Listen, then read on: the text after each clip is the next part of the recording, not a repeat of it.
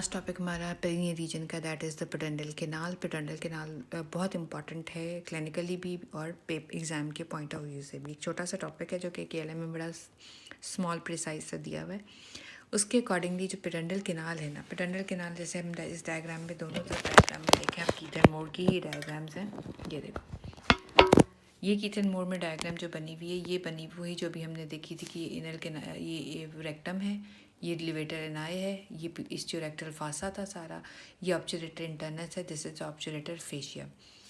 दो तरह के कॉन्सेप्ट हैं। वो कहते हैं कि ऑब्चुरेटर फेशिया ही स्प्लिट अप कर जाए तो दैट इज़ बेसिकली ये फेशियल कैनाल बन जाती है, जिसके बीच में से neurovascular bundle of the internal pudendal nerve and the internal pudendal vessel गुजरता है। This canal is known as the pudendal canal.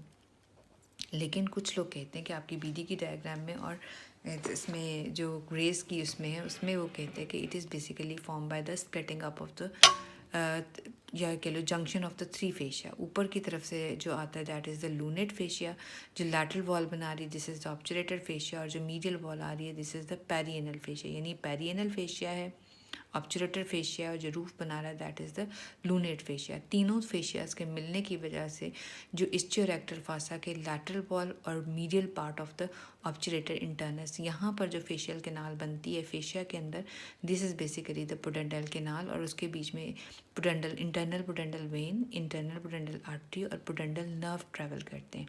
यानी पुडेंटल कैनाल एक फेशियल कैनाल है जिसमें बीच में internal pudendal nerve and vessels ने ट्रैवल करना है।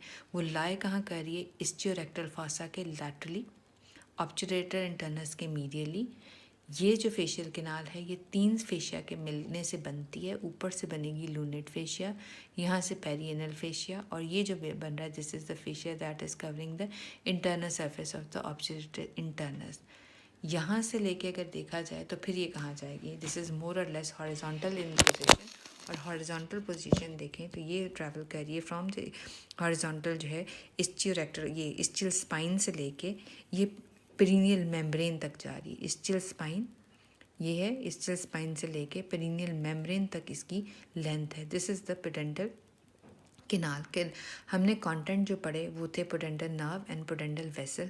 होता क्या कि अगर हम इंडिविजुअली देखें तो पुडेंटल आर्टरी और अच्छा ये आपको सेक्रल प्लस के नज़र आ रहा है, S2 S3 एंड S4 के anterior rami they are going to form the pudendal nerve. Pudendal nerve क्या करेगी? वो पेल्विस लेसर जो थी उसमें ट्रू पेल्विस में ओरिजिनेट करेगी, ग्रेटर शियाटिक फोरामेन से पेल्विस लीव कर देगी इनटू द ग्लूटियल रीजन, फिर दोबारा ये प्रीनियम में वापस आएगी through the lesser sciatic foramina, ठीक है। ग्रेटर शियाटिक फोरामिन से बाहर निकल के ग्लूटियल रीजन में चलेगी। अब ग्लूटियल रीजन से वापस ही आएगी into the perineum region ischiorectal fossa में by passing through the lesser sciatic foramen. यानी ट्रू पेल्विस से में ओरिजिन किया, ग्रेटर शियाटिक फोरामिन से ग्लूटियल रीजन में चलेगी, ग्लूटियल रीजन से वापस पेरिनियम में वापस आएगी इस्टियोरेक्टल फासा में, वो आएगी through the lesser sciatic foramina.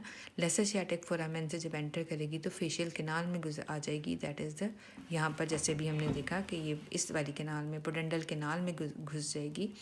ये जो पुडेंटल कैनाल में जब घुसेगी तो वहाँ से नर्व और वेसल ट्रैवल करेंगी to supply the various part of the perineum. अब ये ब्रांच कैसे कटती है इस डायग्राम में देखें तो with in the pudendal canal, जो पुडेंटल कैनाल थी उसी के बीच में जो है वो डिवाइड कर जाती है। पहले जो ये मेन आर्टरी मेन नर्व देगी उसका जो नाम है that is the pudendal nerve. ये वाली ये मेन जो नर्व आ जाएगी this is the pudendal nerve, जो कि जो इनल कैनाल और इस्टियोरेक्टल फासा को डिवाइड करेगी। फिर जब आगे चली जाएगी तो दो हिस्सों में डिवाइड हो जाएगी, पेरिनियल नर्व बड़ी ब्रांच बन जाएगी और डॉर्सल नर्व में दो आगे ये जो पर्पल और ये बन रही ये वाली डॉर्सल नर्व बन जाएगी और ये वाली पेरिनियल नर्व। जो पेरिनियल नर्व है फिर वो मस्कुलर और सुपरफिशियल ब्रांचेस में डिवाइड होके जो यूरोजेनिटल रीजन है उसमें जाके सप्लाई करेंगी। और जो ये पुडेंटल नर्व थी खुद से मेन जो उसकी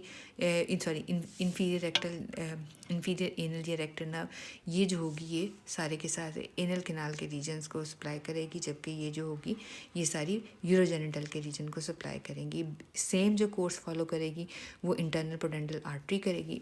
पुडेंटल आर्टरी कैसे करेगी, वो भी इंटरनल आइलेक से निकलेगी। उसकी इंटीरियर डिवीजन की आखिरी लास्ट ब्रांच है इन द लेसर पेल्विस, फिर ग्रेटर शियाटिक फोरामेन के थ्रू ग्लूटियल रीजन में चली जाएगी, फिर लेसर शियाटिक फोरामेन के थ्रू ग्लूटियल से वापस आ जाएगी इनटू द इस्च्योरेक्टल फॉसा, फिर पुडेंटल कैनाल में एंटर करके फिर वैसे ही ब्रांचेस देगी, बिल्कुल जैसे पुडेंटल नर्व ने दी थी। कि पहली जो मेन ब्रांच होगी इंफीरियर एनल या इंफीरियर रेक्टल आर्टरी, जो कि एनल कैनाल के करेगी। फिर जो बड़ी उसके अलावा ब्रांचेज होगी, that is a perineal nerve and the perineal artery and the dorsal artery, उसमें डिवाइड कर जाएगी। और इसी तरह से वेन्स हैं, वेन्स भी जो होंगी यही ट्राइब्यूटरीज फॉलो करेंगी। तो पहले क्या बन जाएगी, पोस्टीरियर वाली सुपरफिशियल और मस्कुलर पेरिनियल वेन बना देंगी, और ये डॉर्सल, ये दोनों सारी चीज़ मिलके इंफीरियर रेक्टल वेन में ड्रेन कर जाएगी। इंफीरियर रेक्टल वेन फिर बनाएगी इन पुडेंटल वेन जो होगी वो ग्रेटर शियाटिक फोरामेन से फिर इंटरनल आइलेक वेन में जाके ड्रेन कर जाएगी।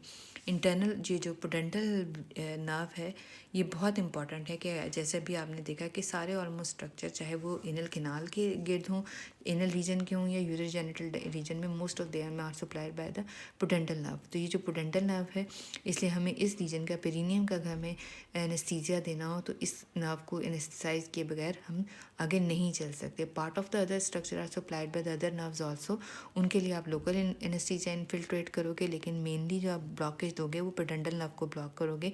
आप थ्रू विजाइना जो है वो फिंगर इंसर्ट करके स्टिल स्पाइन फील करते हैं, इनसे स्पाइन के ऊपर जो है फिर आप इंजेक्टेबल जो है वो इंजेक्शन जो है एनेस्थीसिया मटीरियल का वहाँ पे इंजेक्ट कर देते हैं, ताकि पुडेंटल नर्व जो है वो ब्लॉक हो जाए, जिसकी वजह से